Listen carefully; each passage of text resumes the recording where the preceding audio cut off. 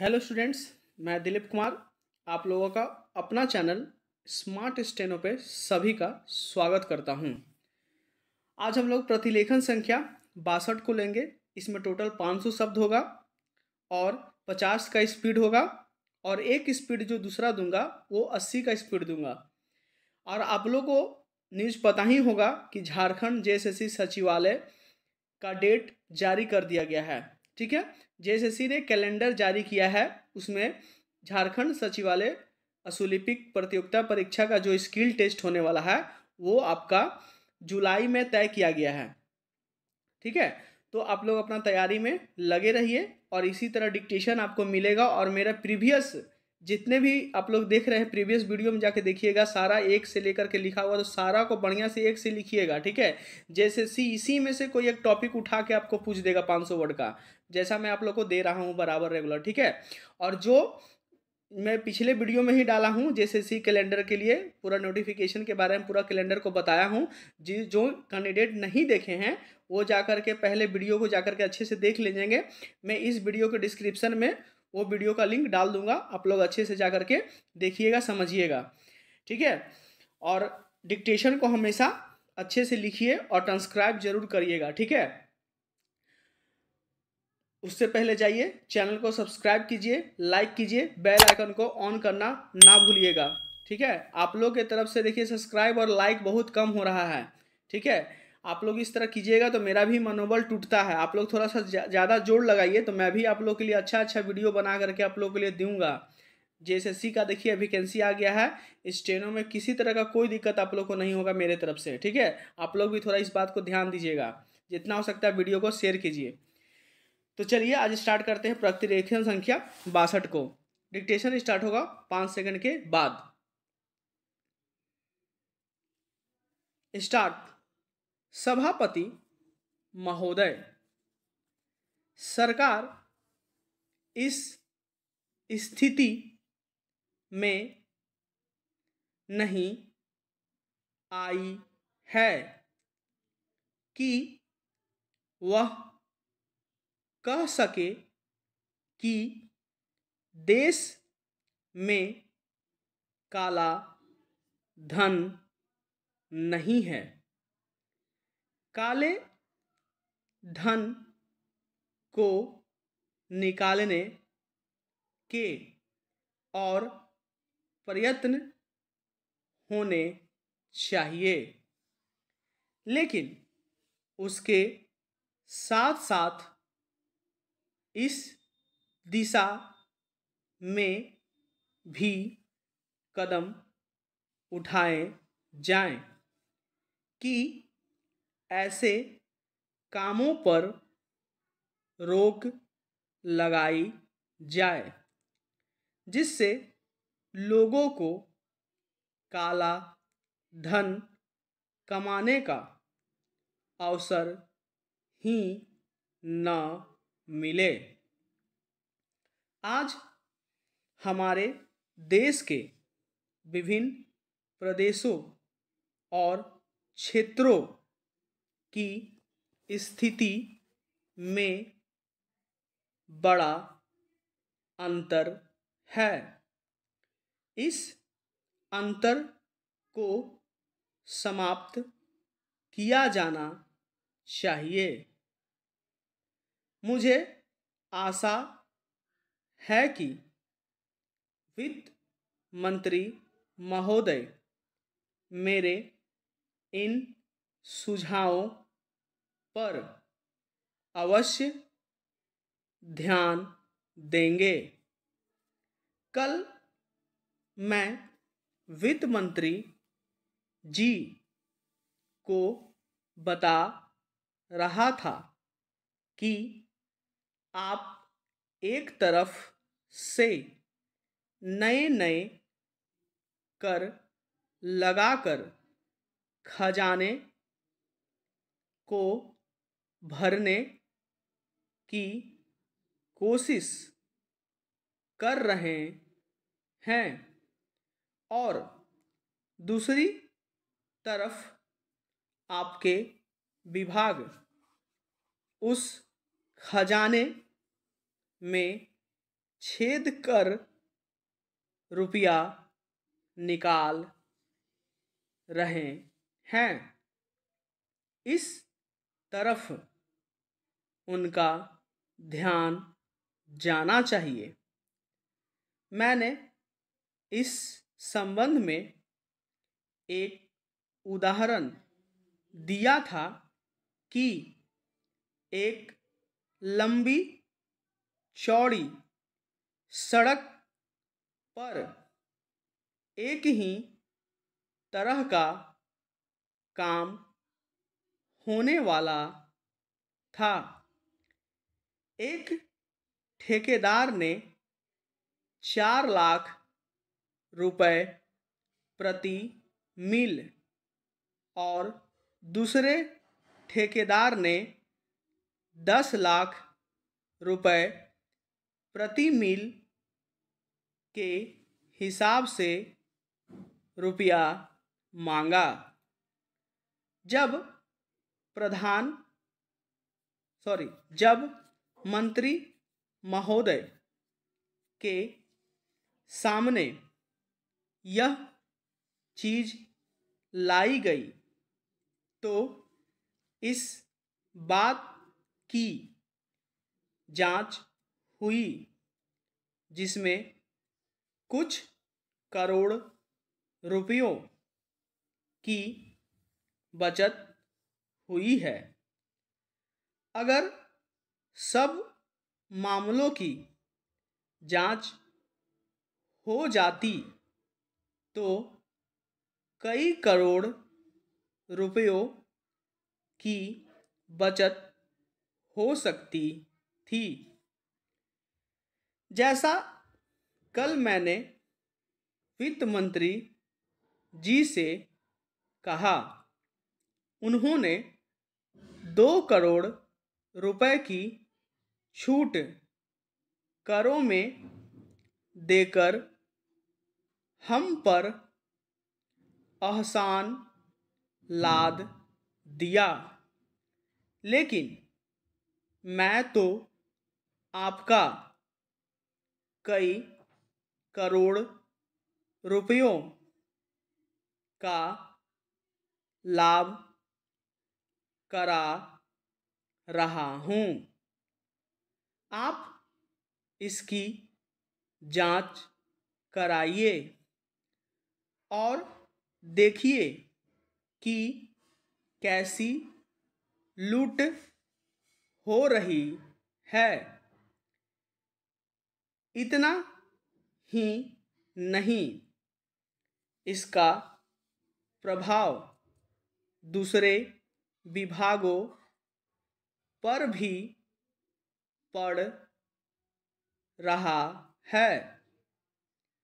वहाँ पर जो दूसरे विभाग काम कर रहे हैं उनकी दरें भी बढ़ रही है या दरें बढ़ाने के लिए उनकी मांग बढ़ रही है।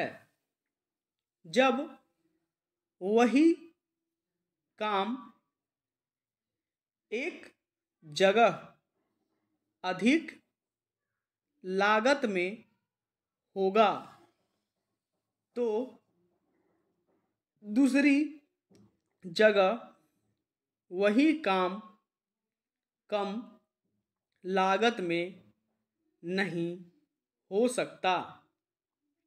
इसलिए या तो वह चोरी करेगा या दर बढ़वावेगा। अगर एक सड़क पर ऐसा होता है तो वहाँ जो दूसरे काम चलते हैं उनमें भी ऐसा ही होता है। ठेकेदार आपके विभागों के साथ मिलकर दर बढ़ाते हैं। मैं भ्रष्टाचार की बात नहीं कहता हूँ, उसको न आप बंद कर सकते हैं और ना मैं बंद कर सकता हूँ और ना लोग। अध्यक्ष महोदय, मैं कल कह रहा था कि वित्त मंत्री जी ने जिस संदर्भ में यह बजट प्रस्तुत किया है और जिन परिस्थितियों की पृष्ठभूमि में वित्त मंत्री का भार संभाला है, उस दृष्टिकोण से यदि इस बजट को देखें तो हम इस परिणाम पर पहुँचेंगे कि वित्त मंत्री जी ने निश्चित तौर पर ऐसा काम किया है जिसके लिए वे धन्यवाद के पात्र हैं। उन्होंने देश की अर्थव्यवस्था को सुधारने के भार को लेकर उसमें सफलता प्राप्त करके देश की बिगड़ती हुई आर्थिक दशा को सुधारा। पूर्ण विराम।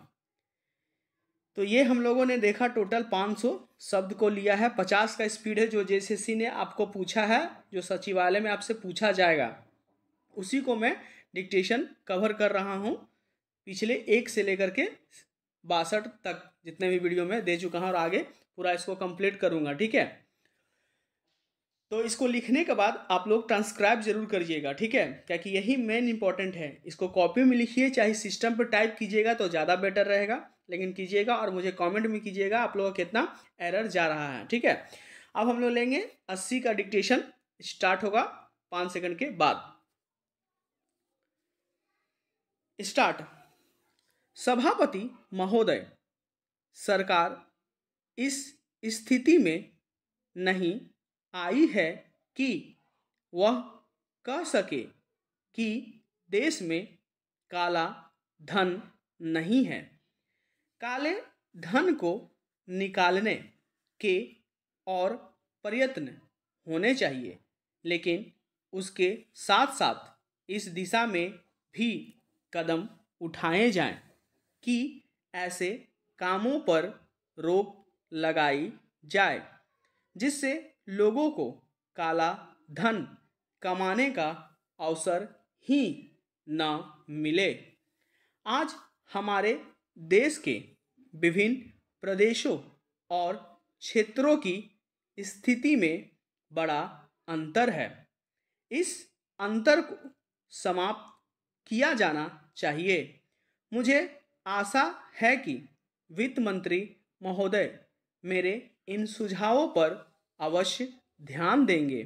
कल मैं वित्त मंत्री जी को बता रहा था कि आप एक तरह से नए नए कर लगाकर खजाने को भरने की कोशिश कर रहे हैं और दूसरी तरफ आपके विभाग उस खजाने में छेद कर रुपया निकाल रहे हैं। इस तरह उनका ध्यान जाना चाहिए। मैंने इस संबंध में एक उदाहरण दिया था कि एक लंबी चौड़ी सड़क पर एक ही तरह का काम होने वाला था। एक ठेकेदार ने 4 लाख रुपए प्रति मील और दूसरे ठेकेदार ने 10 लाख रुपए प्रति मील के हिसाब से रुपया मांगा। जब मंत्री महोदय के सामने यह चीज़ लाई गई तो इस बात की जांच हुई जिसमें कुछ करोड़ रुपए की बचत हुई है। अगर सब मामलों की जांच हो जाती तो कई करोड़ रुपयों की बचत हो सकती थी। जैसा कल मैंने वित्त मंत्री जी से कहा, उन्होंने 2 करोड़ रुपए की छूट करों में देकर हम पर एहसान लाद दिया, लेकिन मैं तो आपका कई करोड़ रुपयों का लाभ करा रहा हूँ। आप इसकी जांच कराइए और देखिए कि कैसी लूट हो रही है। इतना ही नहीं, इसका प्रभाव दूसरे विभागों पर भी पड़ रहा है।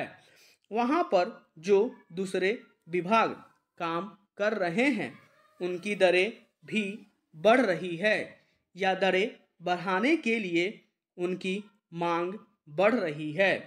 जब वही काम एक जगह अधिक लागत में होगा तो दूसरी जगह वही काम कम लागत में नहीं हो सकता।